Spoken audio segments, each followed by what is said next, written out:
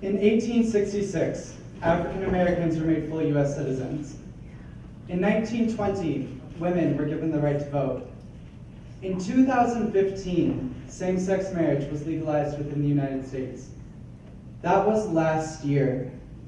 We can see how this country is progressing towards equal rights. However, there is still changing that needs to be done. It doesn't matter how many legal actions are taken to further the status of those who are discriminated against. If there is not a change in the way we treat one another, hate and discrimination are still going to run rampant through our society.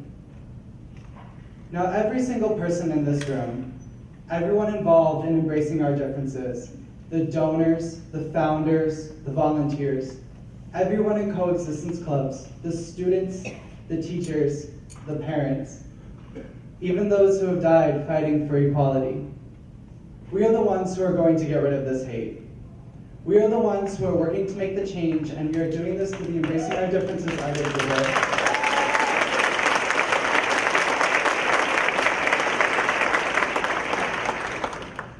And we are doing this through the Embracing Our Differences art exhibit that is beginning the education of kids at a younger age to be more accepting, and that is where it all starts. I want to take a moment to discuss an event that shook me to the core and was felt throughout the rest of the world. The shooting at the Pulse nightclub in Orlando. When I heard what had happened, I do not think I have ever been more terrified of who I am, of what I am. It made me want to do nothing more than crawl in a ball and hide. I became paranoid that danger was right around every corner, that I could be living my life to the fullest, having fun, laughing, as were those club goers that fateful night. Then in an instant, I could have it all taken away from me. This fear is something that is with me today.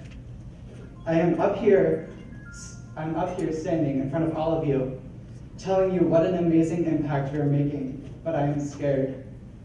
I am scared of this world, and I am tired of being scared. We are the ones who can ensure that our youth will never feel this way, that they can walk down the street without fearing they will be attacked, that they can wear what they want to wear and not be made fun of because it doesn't match their assumed gender, that they can go to a pride festival and not be scared of what might happen. I have felt all of these, and I am tired of it.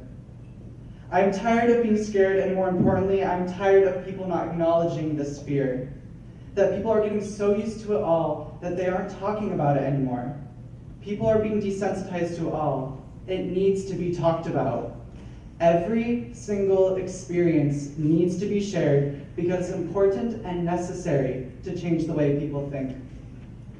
Don't let our voices be stifled. If anything, that is one thing that I learned from the Pulse shooting in Orlando. So now I am going to share with you my coming out story. I know there may be some people out there thinking, oh no, not another one. But yes, another one.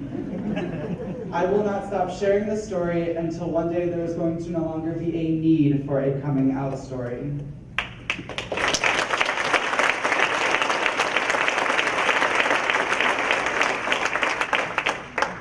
So please, sit back and let me be heard.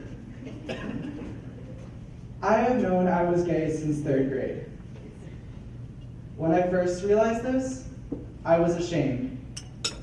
It was my instinct reaction because it was what I was taught by society, that being gay was never okay. This was a shame that I kept with me till I came out on September 22nd, 2015 in 10th grade. Do the math. That is 7 years, almost half of my life. 7 years of hiding, 7 years living a lie. Imagine keeping a secret that long. That is such a long time to keep something buried so deep down inside of you so that you never thought about it. However, no matter how hard I actually tried to ignore it, others did not. Middle school was particularly rough. The teasing, the jokes, the cruelty of other kids. It just reassured to me that what I was wrong. I think the climax of all of this was when I was in 8th grade. I always sat alone at my bus stop because I didn't really get along with the other kids. After all, they had been mocking me since 3rd grade, and I was terrified of what they could say next. Well, in this case, it wasn't what they said, it was what they did. These 8th graders came to a bus stop with a bag full of rotten apples and took it upon themselves to throw them at me, pelting me with a barrage of apples and me doing nothing but standing there and take it. I have never been more disgusted with myself than in that moment. This event that happened to me is only the surface of what actually happens to other members of minority groups, especially students in elementary, middle, high school, and even college. The point is that I was lucky. Some people are luckier than me who face no judgment at all, but still there are those who are not.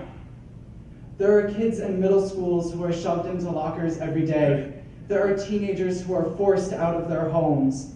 There are young kids who cry themselves to sleep at every single night because they are scared of who they are. Then there are those who are just scared.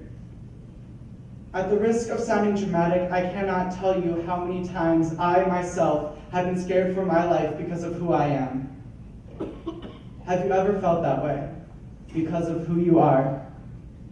Maybe, but hopefully not. How often I have had to stifle my sexuality and my pride because society doesn't approve of it. How many times I have been scared to hold a date's hand in public because I am scared of the comments. And you know why I am scared? Because I never want to be that little boy that I was in 8th grade. I never want to be that little boy who was all alone. That little boy who sat at the bus stop and did nothing but stand there and take it. And I never want another child, teenager, or adult to feel that way. And we can help prevent this. In fact, we are already doing this.